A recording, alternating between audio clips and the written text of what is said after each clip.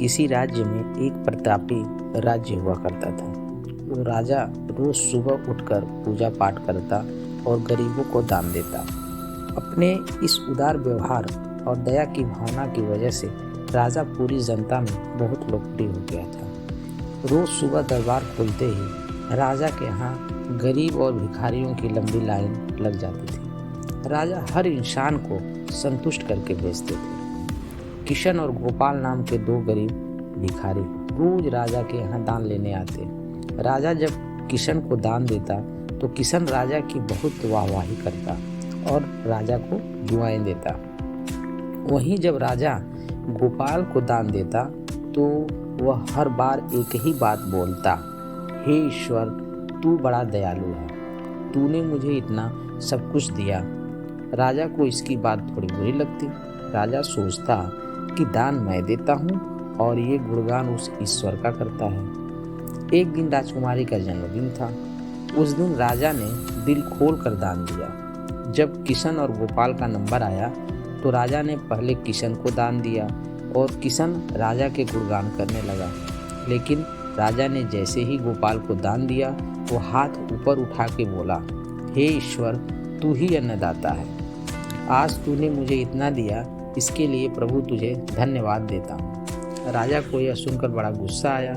उसने कहा कि गोपाल, मैं रोज तुम्हें दान देता हूँ, फिर तुम मेरे बजाय ईश्वर का गुणगान क्यों करते हो?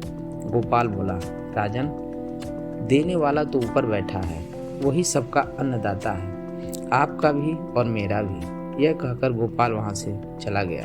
अब राजा ने गोपाल को सबक सिखाने की सोची। अगले दिन जब किसान और गोपाल का नंबर आया तो राजा ने किसान को दान दिया और कहा, किशन, मुझे गोपाल से कुछ बात करनी है, इसलिए तुम जाओ और गोपाल को यहीं छोड़ जाओ। और हाँ, आज तुम अपने पुराने रास्ते से मत जाना। आज तुमको राजमहल के किनारे से जाना है, जहाँ से सिर्फ मैं गुजरता हूँ। किशन खुशी खुशी दान लेकर चला गया। राजमहल के किनारे का रास्ता बड़ा ही शानदार और खुशबू भरा था। संयोग से राजा ने उस रास्ते में एक चांदी के सिक्के से भरा घड़ा रखवा दिया था। लेकिन किशन आज अपनी मस्ती में मस्त था। वो सोच रहा था, राजा की मुझ पर बड़ी कृपा हुई जो मुझको अपने राजमहल के रास्ते से गुजारा। यहाँ तो मैं अगर आंख बंद करके भी चलूँ तो भी कोई परेशानी नहीं होगी। यह सोचकर किशन आंखें बंद करके रास्ते से गुजर गया। लेकिन उसकी नज़र चांदी के सिक्के से भरे घड़े पर नहीं पड़ी। थोड़ी देर बाद राजा ने गोपाल से कहा कि तुम जाओ, क्योंकि किशन अब जा चुका होगा, लेकिन तुमको भी उसी रास्ते से जाना है जिससे किशन गया है। गोपाल धीमे कदमों से ईश्वर का धन्यवाद करते हुए आगे बढ़ चला। अभी थोड़ी ही दूर गया होगा कि उसकी नज़र चांदी के सिक्के से भरे घड़े पर पड़ी। गोपाल घड़ा पाकर बड़ा खुश हुआ। उसने कहा, ईश्वर, तेरी मुझ पर बड़ी अनुकंपा है, तूने मुझे इतना धन दिया। और वो घड़ा लेकर चला गया। अगले दिन फिर से जब गोपाल किशन का नंबर आया तो राजा को लगा कि किशन घड़ा ले जा चुका होगा, इसलिए उसने किशन से पूछा, क्यों किशन, कल का रास्ता कैसा रहा? राह में कुछ मिला या नहीं? किशन ने कहा, महाराज, रास्ता इतना सुंदर था कि मैं तो आंखें बंद करके घर चला गया, लेकिन कुछ मिला तो नहीं। फिर राजा ने गोपाल से पूछा तो उसने बताया कि राजा, मुझे कल चांदी के सिक्के से भरा एक घड़ा मिला। ईश्वर ने मुझ पे बड़ी कृपा की। राजा किशन से बड़ा गुस्सा हुआ। उसने कहा, आज मैं तुझे धन नहीं दूंगा, बल्कि एक तरबूज दूंगा। किशन बेचारा परेशान तो था, लेकिन कहता भी तो क्या, चुपचाप तरबूज लेकर चल पड़ा। उधर राजा ने गोपाल को रोजाना की तरह धन दान में दिया। किशन ने सोचा कि इस तरबूज का मैं क्या करूंगा, और यही सोचकर वो अपना तरबूज एक फल वाले को बेच गया। अब जब गोपाल रास्ते से गुजरा, उसने सोचा कि घर कुछ खाने को तो है नहीं, क्यों ना बच्चों के लिए एक तरबूज ले लिया जाए। तो गोपाल फल बेचने वाले से वही तरबूज खरीद लाया जिसे किशन बेच गया था।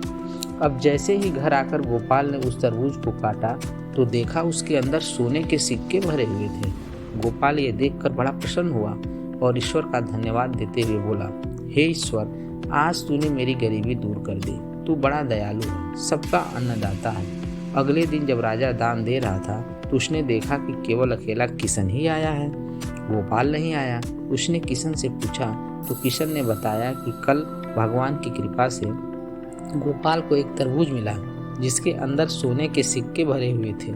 वह गोपाल तो अब संपन्न इंसान हो चुका है। किशन की बात सुनकर राजा ने भी अपने हाथ आसमान की ओर उठाए और बोला, हे ईश्वर, वाकई तू ही अन्नदाता है। मैं तो मात्र एक जरिया हूँ, तू ही सबका पालनहार है। राजा को अब सारी बात समझ में आ चुकी है। दोस्तों, कैसी लगी आपको हमारी ये कहानी? अपने विचार जरूर व्यक्त करें। नीचे कमेंट बॉक्स में जाएं और अपने विचार हमें लिखकर जरूर भेजें।